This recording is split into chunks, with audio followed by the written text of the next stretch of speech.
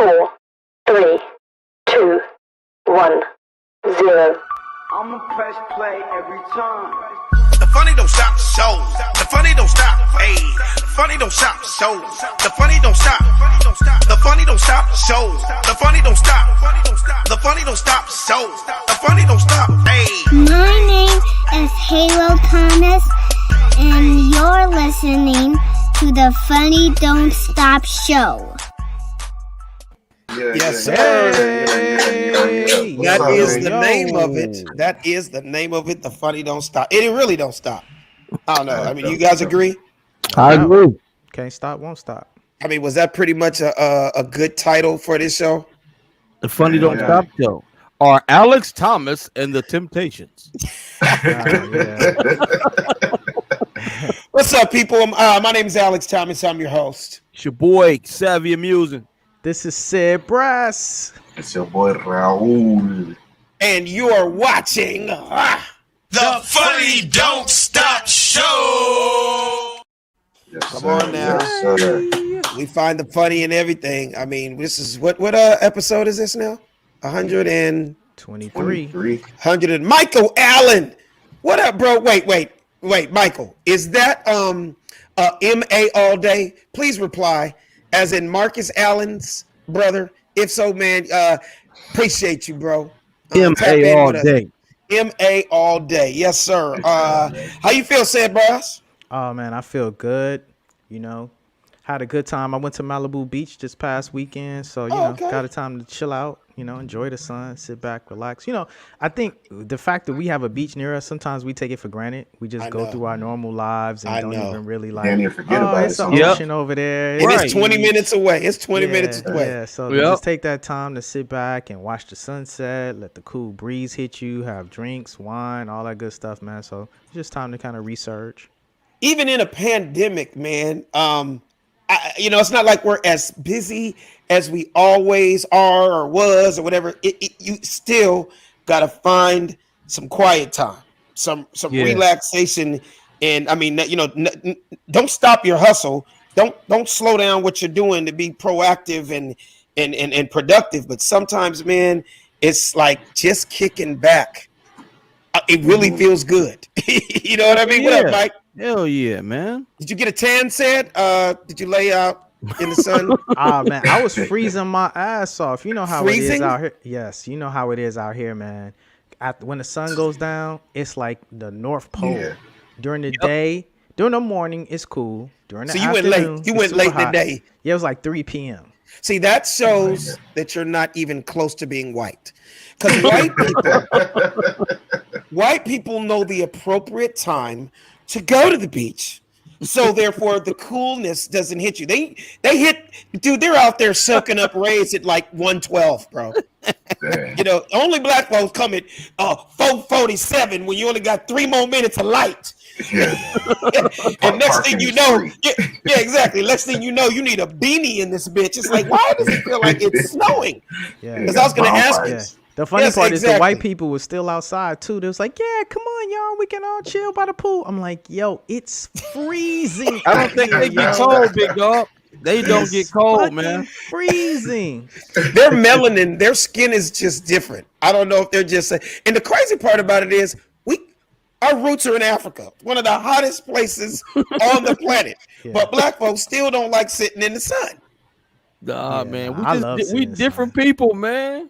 I love sitting in the sun. What's your SPF? I'll take heat all day over the cold. Like See, it can I'm be totally burning up hot. opposite. It can be burning up hot, sweating. I'll take that any day before I get cold. Like my fingers get numb, feet get cold. Like I do not like being cold, man. I could take being hot. Well, I don't like any of that stuff. But what I'm saying is I'd rather layer up, have a jacket, have a sweater, have a beanie, but it's almost like you can layer up to kind of fight the cold, but you could be asshole naked in 115 degrees. Sweating. Sweating your balls off, burning the hell up. There's no escaping heat. I love the heat. Can't get away from it. And the thing is, too, it also affects temperament. So when at least is it burning up, it's so beautiful outside. It's so beautiful. The people's temperament is up. when it's brick cold, don't nobody want to deal with brick cold, no matter how much layered up they are. Well, first of all, said on, I gotta stop you. That just shows you're Midwest. You came from Chicago. Yeah. The average person in California doesn't even know what brick is. Yeah. I know what brick is. So just for the people around the world that live in hot places, can you explain what brick is? Because most that's folks, if you're not from Chicago, New York, Philly, you don't know what brick is. Yeah, Tell them that's what brick extreme. That's extreme cold. That's when you gotta have your triple fat goose on. That's when you gotta have your Timbs on. That's when you gotta have the beanies on. Like women, extra cocoa butter on your lips because they'll crack. Everybody mood is jacked up. You gotta track through snow. Women's temperament is bad. Men's temperament is bad. At least when it's hot, man. The women are naked. You know what I mean? Everybody's beautiful, and everybody has great upbeat temperament. That's why warm climates always produce the most beautiful people. So with all that being said, you don't ever have to worry about brick living in California, brother. So when you tried to say, it got cold, brother, and you said the white folks were still on their boogie boards, they were still doing sandcastles. No, it was at a private house. It was a house off the beach. It was at Malibu at a house off the beach. So everybody was just kind of in a pool. That was some bougie beach bums. Yeah, exactly. That house went down to the beach, and then they had their own pool, but people still swimming in the pool at nighttime. And it's like, yo, it's cold as hell. I don't know how y'all like. I'm guessing. Did you have some wine also? Yeah, I had drinks, but it wasn't enough wine and champagne that was gonna make me get into a cold ass infinity pool. Do you even know what your SPF is? I don't even know. Raul, do you know anything about SPFs? Man, I don't pay no attention to that. No. What about you, Savvy? I have no clue what it is. Okay, well, I'm SPF 65. Whatever it is, whatever it means. SPF is the amount of this when you put on suntan lotion. Right. Depending on dark skin, light skin, how hot it is, what you can take, how much of a tan you want. Wherever I was joking about 65, but I'm SPF 50 because I'm brown, and the only time I wear suntan lotion is like in the summer when I'm playing golf. I learned that the hard way because nigga, I went out there and played in Palm Springs in some heat and didn't put on any SPF. Nigga, that night it looked like my face was about to peel off. Like I didn't realize as black people, see, white people do it for different reasons. Remember, white people put it on because they're trying to get darker, right? We put it on to protect our skin from burning. Yeah. So when I don't get that problem, Alex. I don't get that problem. I could be in the sun all day. And it's just no like SPF, so you don't put on any suntan lotion? I put on any suntan lotion. My skin just start glowing, man. It's like being in the sun. My soul is just activated. Can you imagine somebody just pulling on our show and they just tapping in and my skin just be glowing, bro? You know what I'm saying? My whole shit be activated.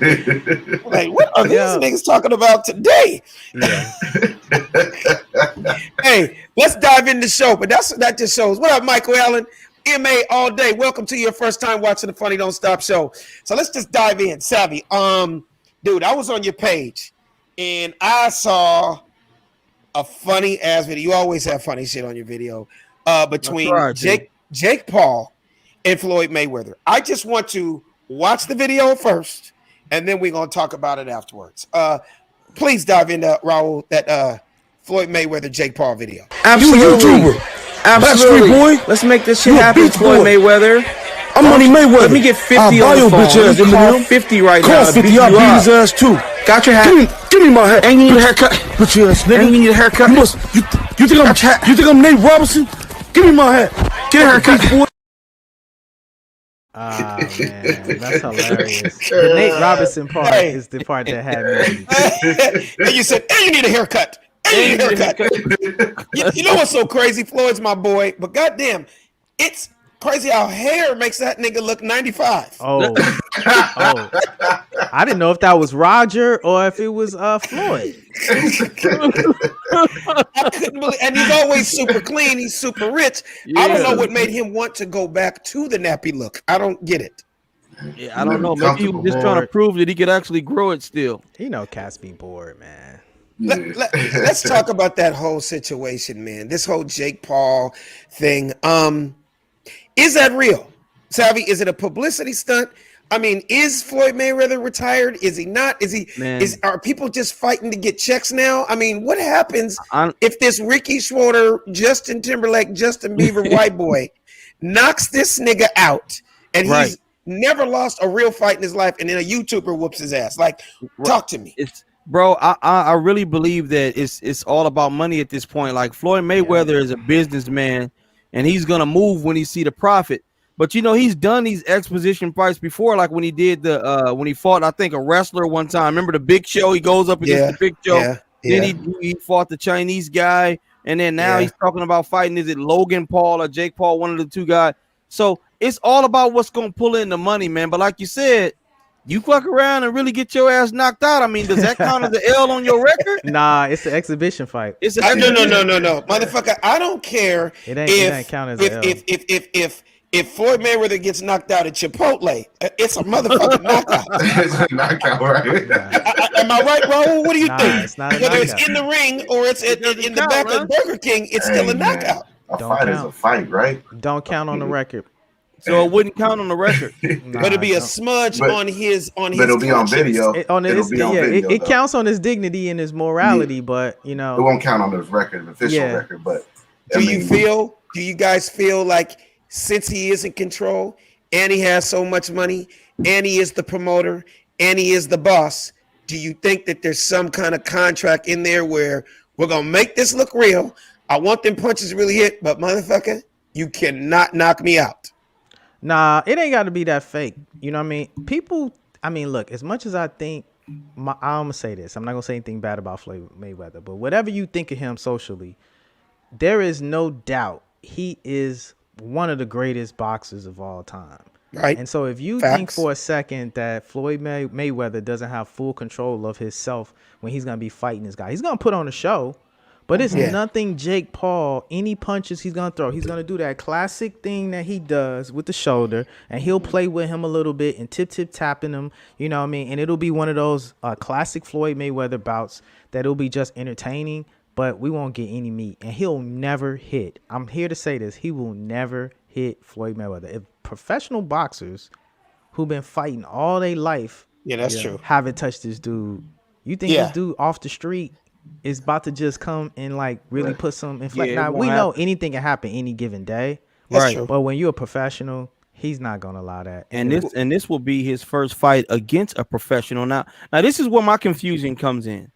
He's not scheduled to fight Jake Paul. He's scheduled to fight the brother Logan Paul, if I'm not mistaken. Stop everything. I'm confused. The video we just saw, then who was that? That was the brother, Jake Paul. Jake. Yeah, are they twins? Do they look alike or something? They look alike. Their haircuts are different, but they look alike. Okay, so stop everything. Time out. Are you saying the white dude that we saw fight Nate Robinson and knock him out, that's not the same guy? That's a different brother? No. The one that knocked out Nate Robinson was the one that just took Floyd Mayweather's hat. And that's all. So you're telling me this whole hat situation? But that's not the guy who he's scheduled to fight. He's scheduled to fight his brother. Logan Paul. His brother's just helping him out with publicity. Basically, yeah. Basically, dude. Oh, he set himself up for a rematch after he beats his brother ass. He set himself up. I guess for because the second fight. Because look how far he went. Raul, roll the clip of the tattoo.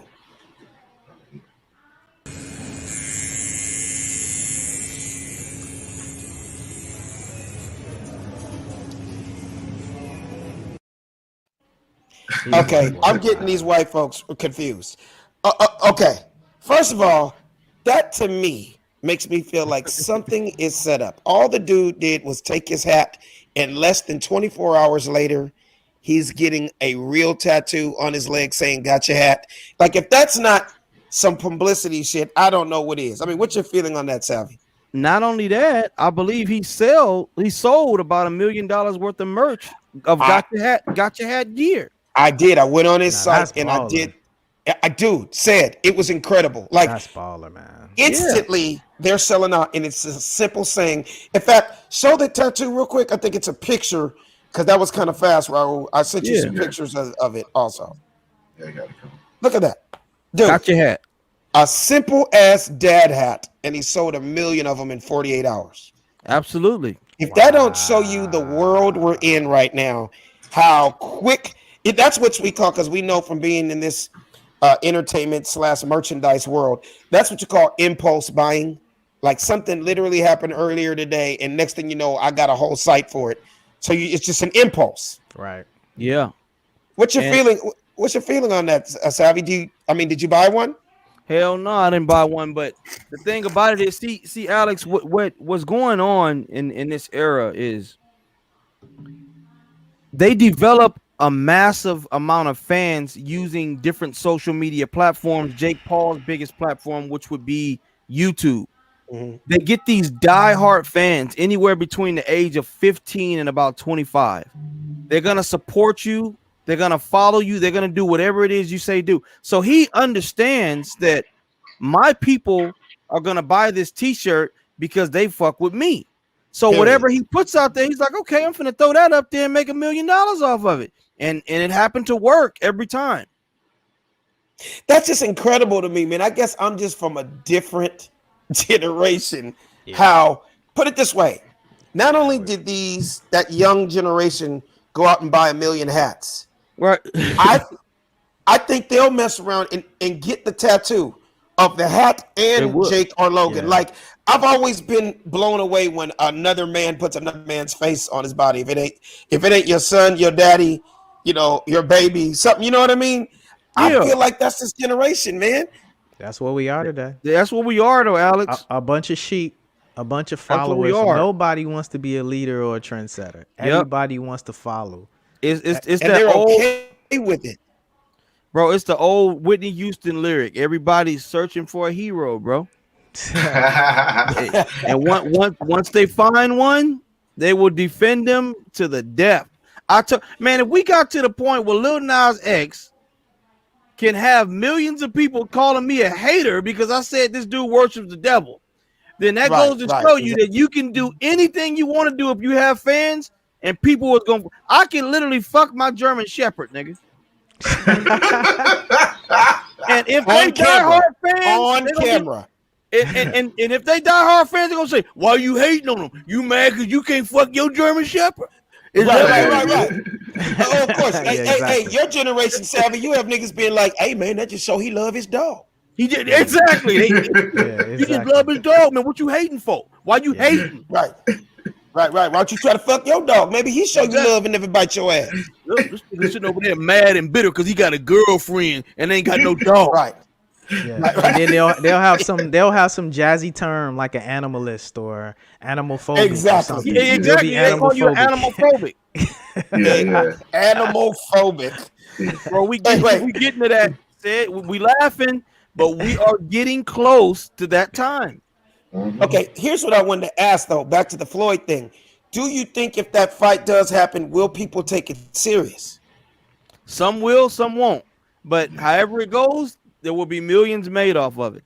I mean, the society is always looking for a great white hype, man. So, anytime you got some white boy in the ring, I'm sorry, I look through things through a racial lens, but that's just the way our society is built. I'm only playing the board based on the chess rules that we have set. And so we live in a racist society. And so I think that there's a great part. I wouldn't be surprised if he didn't come in. You saw on that tat also he had the American flag, right? So he got all the little buzz points for all the people that are diehard. I'm American, that's all that white symbolism, right? Yeah. I wouldn't be surprised if he came in there with a MAGA hat on or something to get him riled up. To get him riled up.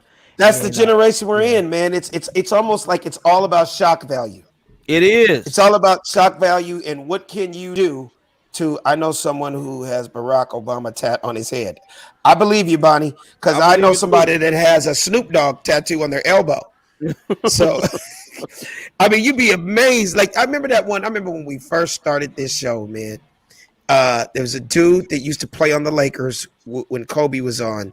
You remember he was a center. He looked like white and Mexican dude that played about 5 years ago on the Lakers. He absolutely sucked. He was hot garbage. And he was number 50. What? And Kobe and them never passed him the ball. He was just the worst. I don't remember him. He took his shirt off. I mean, he had about 15 faces on his light-skinned body. And since he's light-skinned, you saw all the details. Like on his shoulder was Justin Timberlake. On his right arm was Pharrell. On his belly button was Santa Claus. On his hip was Bishop Magic Don Juan. On his shoulder was Halle Berry. Like he just had headshots. I think I know you. He's talking about Scans. He's talking about Robert Sacre, man. Yeah. Dude, I'm like, nigga, so just anybody you like, you put their whole headshot on your face? Their headshot. They don't even have to mean Santa anything. Claus on his stomach. Yeah, nigga, it was Santa Claus. It was the Grinch that stole Christmas. Nigga, it was Macaulay Culkin. It was just, random faces all over his body. I was like, so maybe he just. Maybe Alex said Kobe would never pass him the ball. Dude, I think he got about 8 minutes of playing time that year. Yeah, like, bro.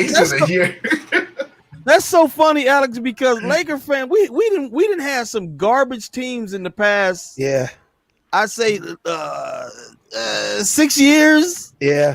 We didn't have a few teams that were terrible, man. With some characters on it, man. Yeah. With some character. I'll never forget, rest in peace, how Kobe went on Jimmy Kimmel one night. And I know you guys all know the story. I think it was the year they were just absolutely horrible. But, obviously he's the star. He's just got to deal with it. And they won a game, but they lost 8 in a row. Yeah. And these dudes acted like they just won the NBA championship. And Kobe and Jimmy Kimmel ran the clip. When I tell you, I've never seen an individual be so upset, mad, and heated and disgusted. Kobe just couldn't even look the same. He just kept looking at Jimmy like he wanted to say on national TV, they suck. They're hot garbage. These motherfuckers don't know how to win. I cannot believe they are celebrating because they beat Phoenix or some shit. Right. You know what I mean? Yeah. But that just shows the type. That just shows the type of guy Kobe was. Man, he did not like to lose, and that's why he went down as one of the greatest of all time. Period. Is our guest in the building? He's in the building. Yep. Sorry. Okay. I didn't hear the doorbell. How long has he been in? So the sound effects ain't working right now. Oh, okay. Well, ladies and gentlemen, coming to the stage, his first time coming on the Funny Don't Stop show. Absolutely hilarious comedian, and he can also kick your ass every once in a while if you get in a fight with him. Ladies and gentlemen, my boy out of Philadelphia, Dannon Green. Hey, T, what's up?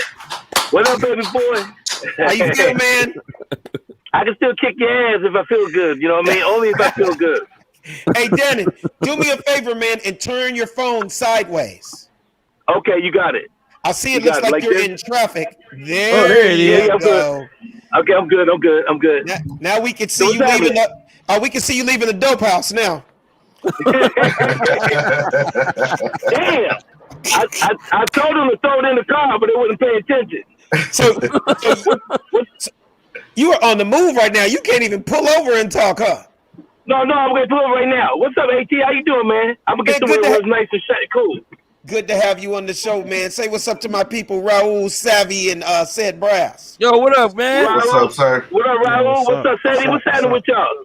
All right. Pleasure. Hey, man, we just grinding and staying busy as much as we can during this pandemic. How you been holding up, Danny? Man, I can't lie to you, man. As bad as this pandemic was, and it is, I have to be honest, man. I survived through it. I didn't have to take any unemployment. My money was good, and I stayed healthy. So I got blessed.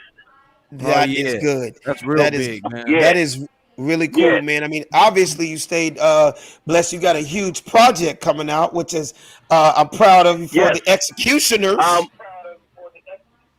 Your face is coming out of there you go. Oh, shoot. I'm sorry. Sorry about that. Feedback. I tried to get somewhere where there was no sun. Are you in the drive-thru? Okay. No. Can you hear me now?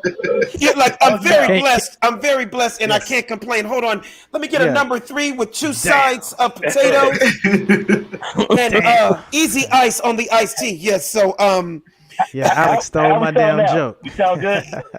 Okay, we can see you now. Sorry about that. Tell us about the Executioners, man, and the whole kind of like history. Walk us through what was going on in your city of Philadelphia from 76 to 86, man. Well, first of all, thank you so much for having me. Yes. Yeah, I produced a documentary movie called The Executioners. It's a story about two men out of Philadelphia who started this gym to get the boys off the street because of gang violence, and wind up creating one of the best boxing teams, amateur teams, probably in the history of the country. And I used to fight for them. And what happened was about in 2017, I went back to Philly to do a show, and one of my old teammates came, and I asked him about the two trainers. I knew one had died, and I thought the other one had died. Mm-hmm. And he said, no, Frank is well. He's doing well. So I called him up, right, AT? I called him up in September of that year. I got his number. And when I called him, I hadn't talked to the man in over 30 years, like since I was a kid. And I go, hey, Frank, how you doing? This is Dannon Green. I used to box for you when I was a kid. And he goes, Dannon Green. He goes, yeah, Dannon Green, Felton Street, Southpaw. Good fighter. Yeah, I remember you. And it almost made me cry because I ain't, you know what I mean? Like for somebody to remember me that long. You know what I'm saying? That's crazy. Then I said to him, I said, Frank, somebody's got to tell this story. Somebody's got to tell about the gym because, you know, when he dies, that whole history's gone. And when people type in the Executioners, they only think of Bernard Hopkins. So right. I asked him, could I tell the story? And he said, yeah. He said he always thought, you know, and we're often in the city or somewhere, and there's so many stories, but a lot of people don't know that those stories can be told. They don't know how to get them out. You know what I mean? Right. And so he goes, I always thought it was a story there. I just never knew what to do. And I said, Frank, let me tell this story for you. And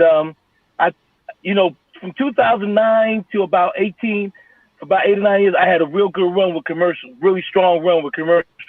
Right. So I took all my commercial money. I found a business partner to go in. I pitched him the project. He told me what he could bring. I told him what I could bring. And I went in and I went and produced the documentary. Let me ask you a question, man. So Bernard Hopkins, you know, goes down as one of the greatest fighters of all time. The Executioner. And he was, because he's from Philly also, right? Right. Was that around the same time? Was he a part of that crew and he just took on the name The Executioner, or did they have nothing to do with each other?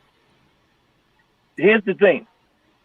I don't know if you got a chance to see the movie yet, but we beat Bernard twice in the amateurs. My boy beat him twice. So he was your competition during those years? Yeah. Yeah, he was with the Together Brothers. Yeah, we fought for another gym, and we beat him twice. My boy Mike Wells beat him twice. And what happened was, if you see the documentary, when you guys see it, people, we really didn't have a problem with him using the name. We had more of a problem with him not acknowledging where he got the name from. Like the mask, everything, even the colors, red and black. When he used to fight, they were our colors. So what happened was, even the trainer said, you know, the problem was people started thinking we took the name from him, but we were out 10 years before he even started boxing. Wow. You know what I love about stuff like this? And it ain't no beef. It ain't no beef for them. No. I get you. I get you. You know what this reminds me of, Dannon? It reminds me because I'm a hip hop head and I'm a hip hop historian, right? And even though I'm from the West Coast, when you hear the real story of how far hip hop goes back until what everybody globally picked it up. So the Globe picked up hip hop 79, 80, Sugar Hill. I said a hip New York. hop or hip New York, because I was a kid then, yeah. Right. So the world thought hip hop started in 79. But to real New Yorkers that are of a certain age, 50 and older, they're like, nigga, that shit started in 72, 8 years before the world knew it. So it kind of reminds me of how you said, yeah, that guy took off and he got famous, but people don't know the story of, okay, where did he get it from? Right. You follow me, Danny? And the thing is, we didn't have a problem with it. You know what I mean? AT, we didn't have a problem with it. It was just the fact that, you know, everybody was like, they started looking down at us on our gym like we stole it from him. They started looking down on us. You know what I mean? Because he got famous comedy, first. Someone steals your joke. You know, somebody steals your joke, and they be like, oh, he's funny. He be like, hold up. That was my shit. You know what I mean? Right. So right. that was the situation. Wow, that is so crazy, man. So no, Dannon, what was your weight class? I saw a clip of you and Muhammad Ali, and I don't know how old you were, if he was at your fight. You had a USA uniform on. Tell us about that day. Was that a fight that you won and Ali happened to be at the fight? Man, and how old were you? You're the first person. You're the first person to ask the question about how that picture came about. Other people have said, I explained it to them. Let me tell you what happened. I'm fighting in the 1990 Gloves tournament. This is the same year. Hold on.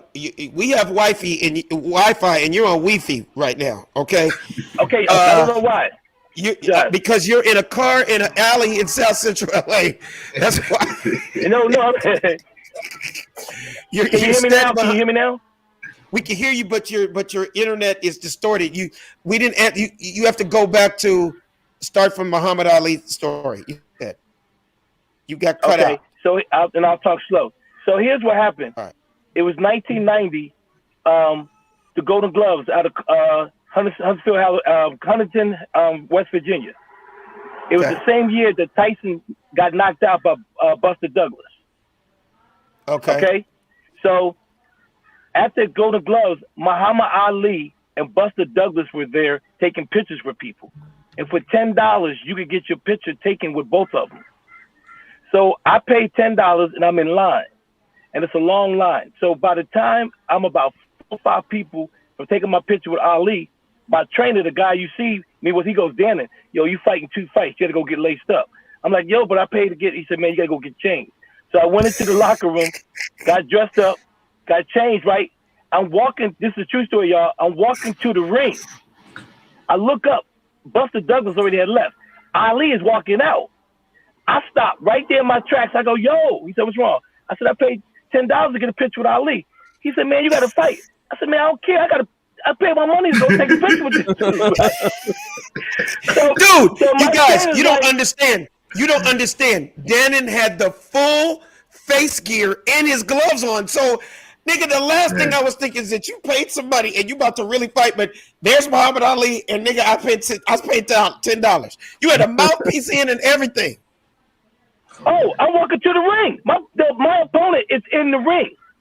So my trainer goes, he said, Dan, you got to fight some man. I paid. So my trainer calls over to Ali handlers. They go, hey, the kid said he paid $10 to take a picture with Ali. And they looked at me. They go, oh, yeah, he paid.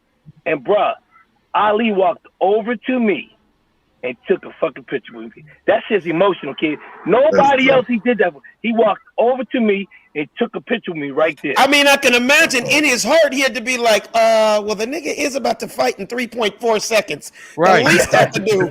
Motherfucker got in a mouthpiece, his gloves. I wish we had the picture to show everybody. And I won that night. So he watched you win. And he won. Well, I don't know if he watched, but I won. But here's a funny story. So after the fight, man, I can't make this shit up. After the fight, I'm changing because it was a tournament. So I get onto the elevator on Everything I Ever Loved, Alex and crew. Ali's on the elevator with his handler. Just Ali, his handler, and me. So after you won, after you've been dressed. You're dressed now. Yeah, I'm dressed now, going back to the hotel. So hold on. Dannon, in the hotel. Dannon, did you give a nigga another 10 and take a picture in the elevator? No. Here's the crazy thing. I go to him, Ali, man, I said, can I get your autograph? They go, yeah. I didn't have no paper. So I pull out a $1 bill. He signs the $1 bill, right?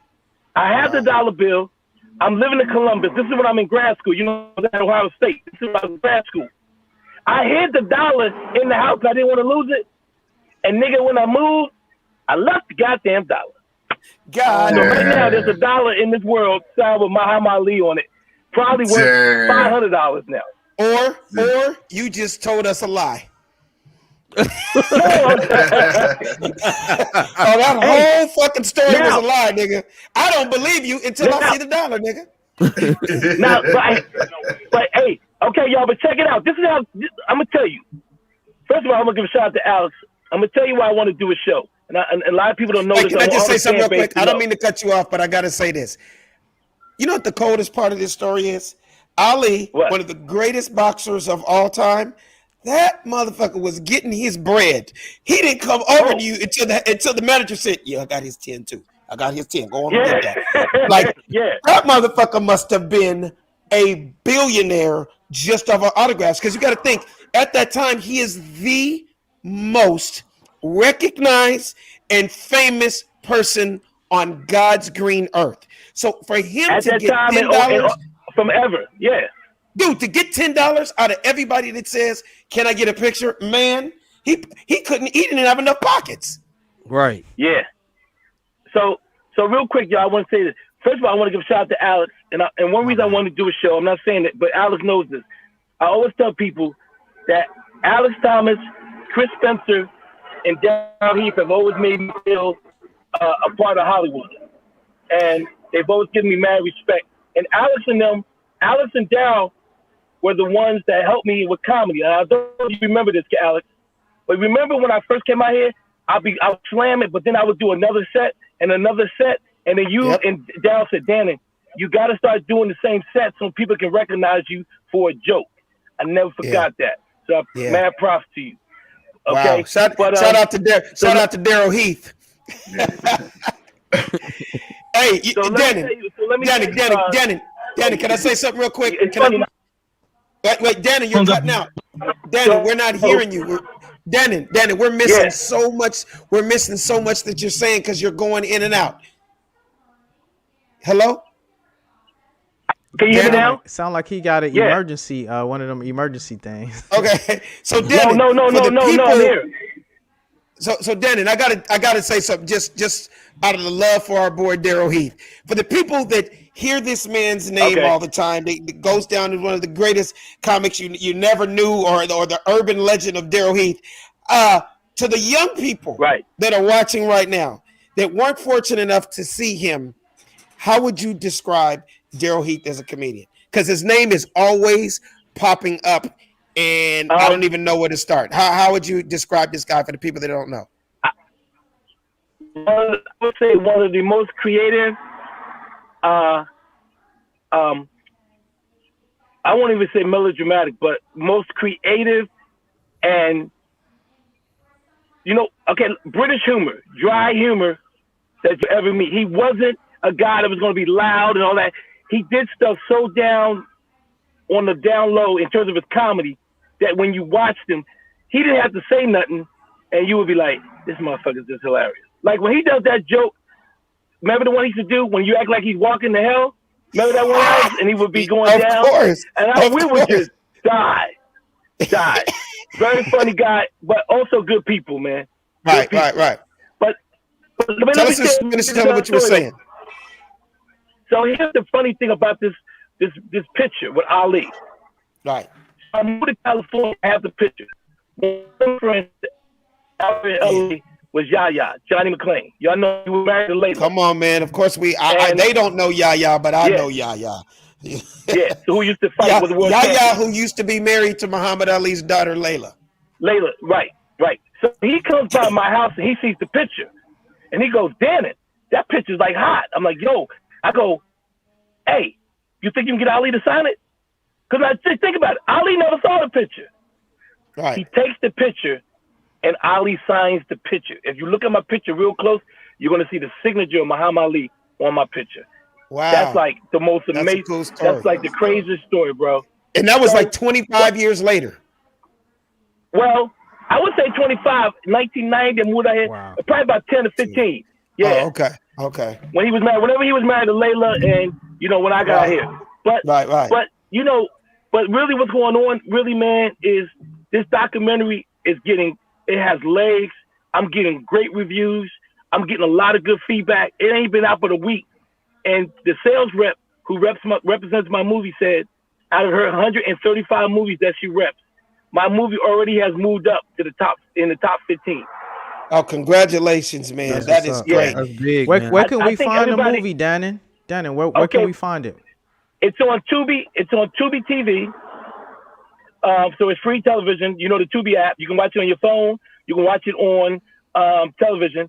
And you just type in right now. Tubi put it in wrong. They put it in as The Executioner. They made it singular when it's supposed to be the executioners. So when you look for it, look for the executioner, and you'll see it. And it's going to be a poster with about 8 black men on there, fighters, and the 2 trainers on there. Dannon, something I always wanted to know. Something I always wanted to know. How the hell did you go from kicking ass to telling jokes? All these years I've known you, I never asked you what made you say, I'm going to go from being a prize fighter to a stand-up comedian. How'd that happen? Well, you probably should ask me, how did I go from getting a master's degree in computer animation and to winning the Golden Gloves, then becoming a comedian? See, I didn't know that. When I didn't know that. I had my master's from Ohio State University. Oh, okay. Did you box at Ohio State? Yeah, that's where I won the Golden Gloves. That picture. No. I fought for a team in Columbus. Oh, okay. But I just fought outside. It was outside of Ohio State. But you know what, Dannon? Hold up, Dannon. Yeah. That brings up a great question. And I'm a sports fanatic. I noticed colleges. That's the one sport that colleges don't have. Nah. You guys notice that? They used to have it. Really? No. There used to be a sport in college for years. Why did it stop? As you know, America became bitches and it was too violent and took it out. So you're talking like the 30s, 40s, 50s? No, I'm talking about 70s too, 70s and 80s. So you're telling me in the 70s, USC, Duke, and goddamn Notre Dame had a boxing team? Oh, especially the Ivy like Notre Dame, the white boys. Yeah, the Ivy Leagues. The Ivy Leagues, they had Yale boxing, Harvard. I did not know that. And I knew they had wrestling because wrestling's always been a huge white guy sport. Yeah, but wrestling's part of college though. Right. But no, boxing was always was part of college for a long time. Now, I hate to bring the race card into it, but I'm just being honestly. Is it because when niggas came around, a street dude would knock a UCLA Duke boxer out? You want a nigga that's damn near whooping your ass with a Newport in his mouth. And didn't want him to come and beat up this valedictorian at Maryland. Yeah. No, I would say no, because one thing about boxing, a street dude and a boxer, a real boxer, it's not gonna be no easy work. It's not going to be easy for him. Hey, I'm listening to you, and I want you to keep talking. Dan, I want you to keep talking, but I'm here caught on baby duty, so the baby's crying. Okay. I'm going to bring him in here. You keep talking. All right. So one thing I would say about boxing in terms of the race card that Alex was talking about is when I started fighting out of Philadelphia. Right. And believe it or not, the boys we used to hate to fight the worst was the white boys. And you want to know why? Because we knew that the white boy was going to come in shape. He may not be able to fight, but he was going to be there all 3 rounds. Yeah, he's going to be that stamina. Yeah. He going to be, stamina-wise. But, no, I started boxing in I'm much older than you guys. I started boxing in 1981 at 14. And then I came in second in the city in Philadelphia and the Junior Olympics. And then I stopped fighting for a while because I lost my mom. So what happened was when I went to college, that's when in Iowa, that's when I started boxing again. I sparred. I don't know if you guys know who Michael Nunn is, but I got a chance to spar Michael Nunn before. And when that happened, I said, I'm not going to fight nobody in the amateurs as good as this dude. So I started taking it up again seriously in college, my last year in college. And I ran off 13 straight wins in 2 Golden Glove tournaments. So what happened then was I was going to turn pro. And and in 1990, I got invited to Sugar Ray Leonard's gym down in Maryland. And while I was in college, and I sparred 2 days down there, and then they was beating my ass for the first day, and I was like, you know what, the education ain't really too bad to have, you know what I mean? So I was going to turn pro. I had 2 groups interested in turning me pro, and but I was in grad school and I didn't want to waste 6 years of college, so I wound up, getting involved, pursuing my career more in animation. And then what happened was, to answer Alex's question, people used to always say I was funny or crazy or whatever. And so I went on stage one night as a dare, like not even a dare, just went on stage one night in Columbus, Ohio. And the first time I ever went on the comedy stage, it was a competition. It was 8 comedians. And what happened was, there was 16 comics there. but you had to put your name in the hat, and they only drew 8. So what I'm saying is, my name got drew that night. If I didn't get my name drawn out the hat, I may not even be doing comedy. But I happened to Where was this that at? night. Where was this at, Dannon? In Columbus, Ohio, where I first started. Oh, amateur night? Yeah. And what happened was, people was always telling me I was funny and crazy. So, Alex, I went there, driving down the street. I see the marquee open mic night. I said, let me try it. So, I went there, and like I said, if they didn't pull my name out, I probably would have never done it. They happened to pull my name out. I was one of the 8 comedians. That first night I ever went on stage, I got second place in the competition. Oh, and wow. I had, because I told 4 quick, and Alex would tell me, and if you guys don't know my style, I'm like a storyteller. You know what I mean? Like a Robin Harris in a way. So so next thing I know, I got second place. And then Alex, his was the 180-degree turn from boxing, education to entertainment. I entered this competition in Columbus called The Funniest Person in Ohio. And whoever won it, you would get to tour all the southern part of Ohio. It was a 6-week competition, and I won it.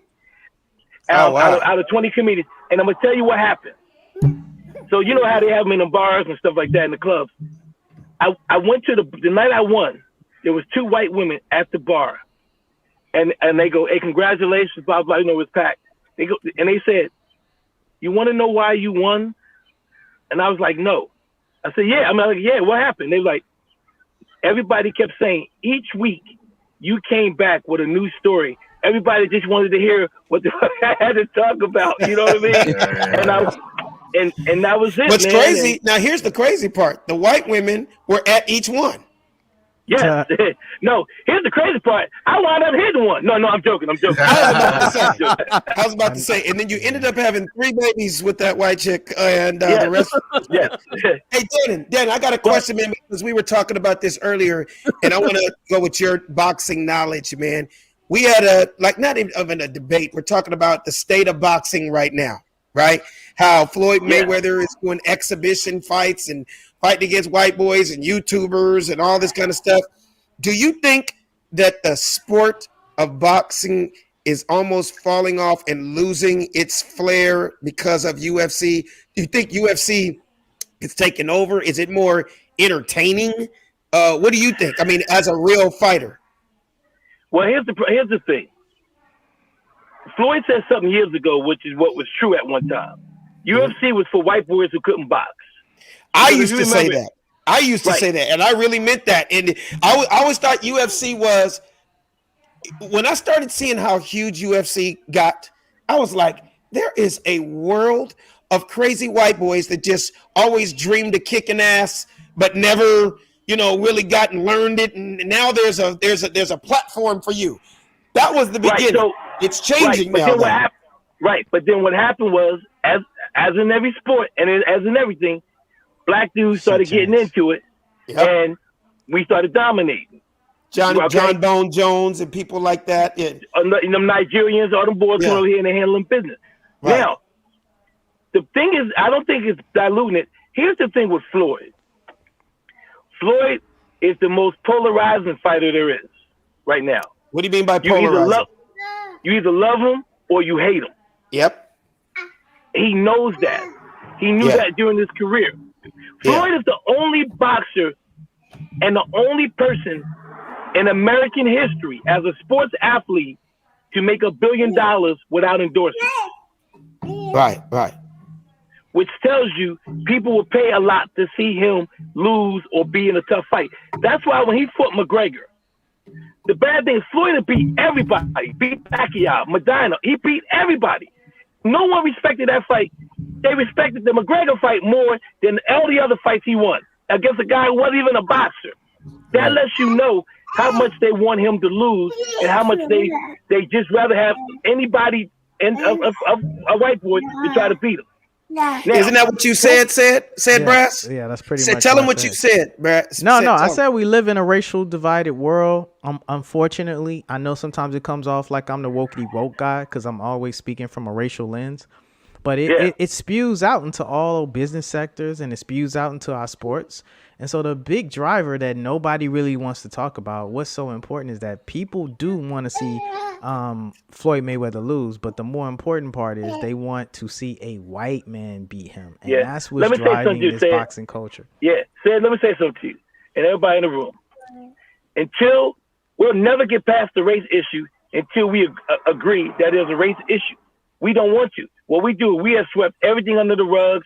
We try to hide everything. And the only reason that the race issue has become stronger is because George Floyd got killed. If he didn't get killed back a year ago, whenever he got killed, we wouldn't see as many black people on TV with commercials. That's all propaganda. And Alex knows it because him and I have done a gang of commercials. And we know they always, I've gone up for black commercials and I've seen white people. This is all to make them mad. So with that thought that you have, it's okay because it's true. The media and stuff will pump it, we living in harmony. But when we leave the house, we know what we're really dealing with. So in terms of that, they want to see Floyd lose. And Floyd ain't got no problem because Floyd's like, y'all gonna, look, Floyd, his last 2 fights made over $250 million. Do you know for this thing right here, he's going to make over $200 million? Floyd is almost like, I'm not coming out the house unless it's $200 million or more. So people can say if you looted or whatever, but business-wise and paper-wise, look, if I said I could fight Floyd and beat Floyd, right? I bet you I could give Floyd 2 good rounds. But guess what? They don't give a shit. They will never pay for me to go see Floyd. Now, if I was white and said I could give Floyd 2 good rounds, I'd be the first motherfucker in the ring, they would say, go get him. You know what I mean? Yeah. So that's what it's about. So to answer your question, Alex, I don't think boxing is looted but I do think that we missing somebody like Floyd. We missing Tyson. They want to push Canelo. No, exactly. You know what I would always say, Danny? This is how I know the fight game has changed. Remember the years when it was 4 or 5 times a year we would all get in front of that TV, right? No matter what your nationality, no matter what your race, who you liked, who you didn't like, you were guaranteed you're going to get 3 or 4 good fights a year, right? Yes. I feel like it's 1 or nothing now. Right now, it's maybe 1 or 2. Panel, if you see every fight, right. Go ahead. I'm sorry, Alex, go ahead. No, I just feel like I see more exciting UFC fights than I do boxing fights now. Nowadays, you almost have to be a real fight fan to even know who's going to fight. Like, you got to really know. Charlo, we got a few of them. No, that's the point. It's only a few. But here's the point.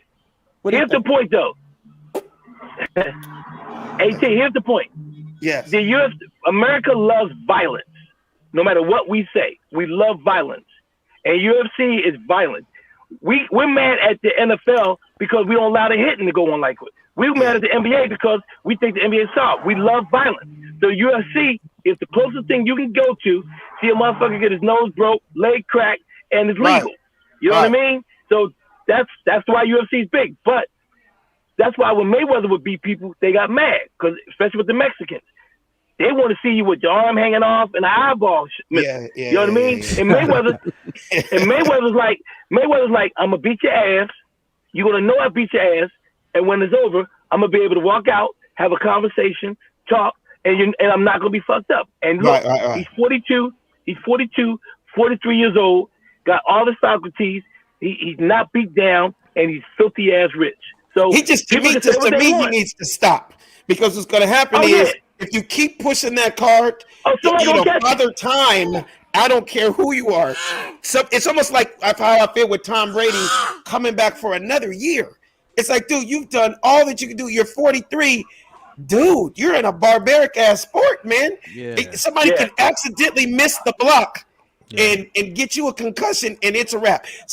You could accidentally be not as fast as you were and miss that block, and somebody take an overhand right to his dome. Like he ain't never been hit before. Here's the problem with boxing. Boxing is the only sport, not basketball, not football, boxing and golf are the only sport that a man feels I can still do it no matter how old he is. It's the only sport.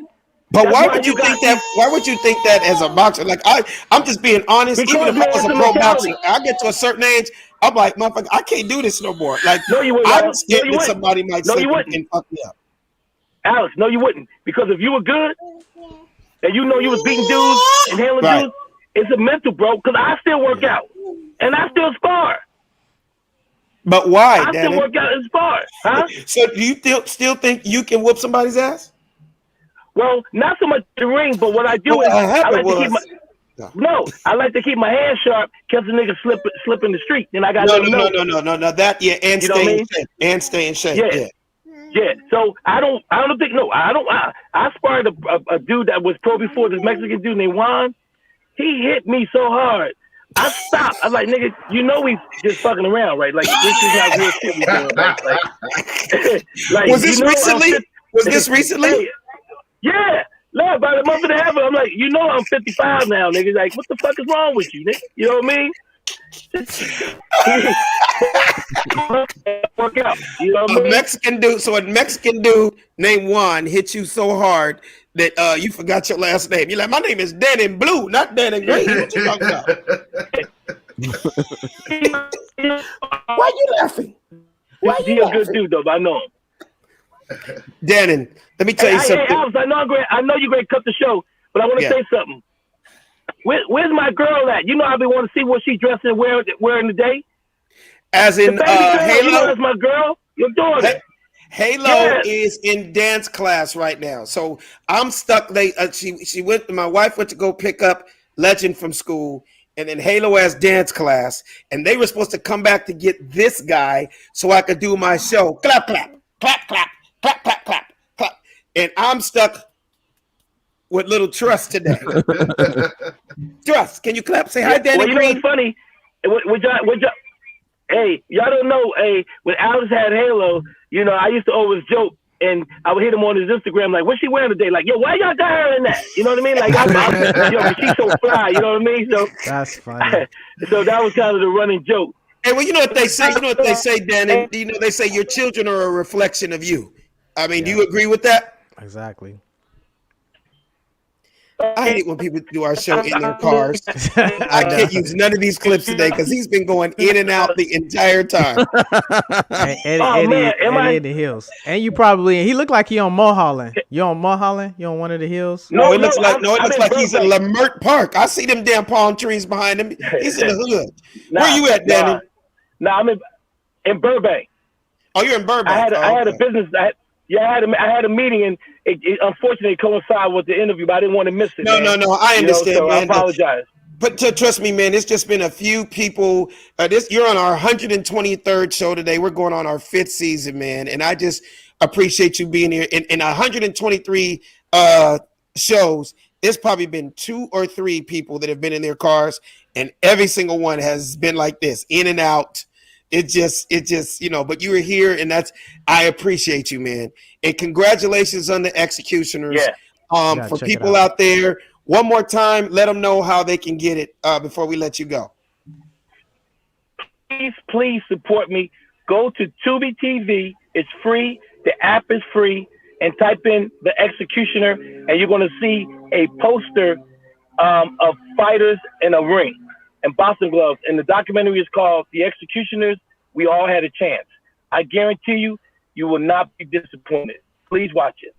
That's what I'm talking about. And to support this man so he does not have to fight till he's 66 years old, okay? Thanks a lot, Dannon Green. One more big round of applause for Dannon Green, everybody. Dannon Green. Thank you guys, man. Thank you guys, man. Thank you each and every one of you guys, brother. Peace out. All right, man. Have a good day, brother. All right, Green. All right. You too, AT. All right, brother. God bless y'all. Yes, sir. What was I gonna say? Oh man, yeah. Unfortunately, the Wi-Fi just don't work good in the streets. Trust, what are you doing? Trust, what you doing? Exactly. Fuck. Did you say hi to Uncle Lau? Say hi, Lau. Say hi, Uncle Sad. Say hi, Uncle Savvy. Hey. What's up, buddy? Say hi. What's up, Trust? What's up, buddy? He's getting older, right? Then he start to look. He getting so big. Got the little fox on. Yeah. And look at his thighs. He got He's some so thighs on big. him. Look at them thighs. Oh, look at that, buddy. Oh, Got them ham hocks, man. Hey, hi. You want to trust? You want to clap, clap, clap, clap, clap. is he walking, Alex? Not yet. He's just sea walking, but he can't walk yet. Duh, that's funny. He's crawling all over the place, though. Right.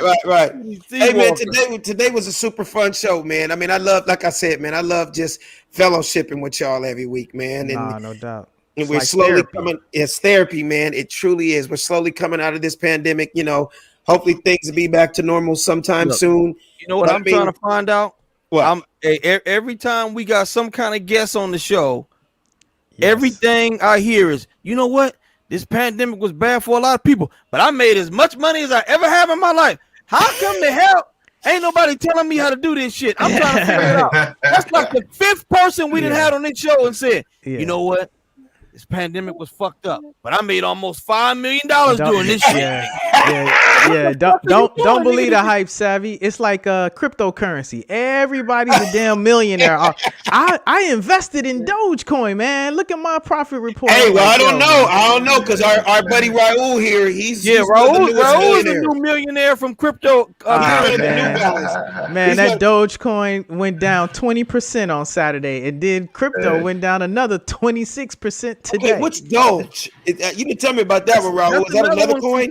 No, that's that Dogecoin. Yeah, it's it's just a different coin, man. That's all. Yeah. Now, is there any Bloods though, or is it only cryptos? It says crypto. It's a blood coins. Blood coins? I mean, let me ask you: can a blood collect crypto? Can a blood have crypto money? I'm just curious. I don't know. He's probably against that, man. I always ask Raul. I always ask Raul because he's the new guy in the whole crypto world, and I'm always asking him, like, "That's really great. Can you go buy a car tomorrow? That's really great. Can you take somebody to dinner on crypto?" But he said, Raul, you said some places accept it, right? Yeah, some places are accepting it. Yeah, some places do, man. Yeah, you took a beating today, didn't you? I know them numbers look crazy today. Hey, my shit's on profit regardless. it was free money. It was free money. Oh, that's a good thing. Well, I'm slowly learning about it. I mean, I haven't dove in yet, but we're just gonna watch and see the progress when Raul starts having assistants and gold rings and pulling up in the Phantom. I'm gonna be like, forget what you talk about. Said, let me get some of this crypto, Raul. It's gonna be too late by then. It's gonna be too late. All I know is Raul pulled up in a Lamborghini helicopter today, so I'm trying. A Lamborghini helicopter. Damn. I need some of this crypto. Yeah, you said a Lamborghini. Oh my God. All right. Well, this was really fun, you guys. Savvy, let them know where they can find you at, man. Yo, what's up, y'all? You can find your boy Savvy and Musing on TikTok, Instagram, and Facebook. Same name, Savvy and Musing. That's what's up. Say it, Brass. You can check me out at SEDBRASS. Raul. Check me out at the Big Goose, DABIGGUZ, one word. Right, one word in his Lamborghini crypto helicopter, because it's coming soon. Trust me. Love that shirt too, Raul. That shirt is banging as well. The yellow one, yeah. Yellow. I'm gonna get y'all one, man. Come on, man. We're gonna keep this thing going, man. This is a family right here. And where can they find you at, Trust? Where can they find you at? Where can they find you at? Huh? Home with my dad. Dude, I almost thought that was him. Now that would have been funny if we'd have got the first words. Oh, no, hilarious. No, we go, and where we gonna find you? He's go, man, go on with that bullshit. Hey, you guys, you see me just being a dad. You can find me at Funny Man Alex Thomas, but every week right here on The Funny Don't Stop Show. The Funny Don't Stop. Hey, the Funny Don't Stop Show. The Funny Don't Stop. The Funny Don't Stop Show. The Funny Don't Stop. The Funny Don't Stop Show. The Funny Don't Stop. Hey, the Funny Don't Stop Show. The Funny Don't Stop. Hey, the Funny Don't Stop Show. The Funny Don't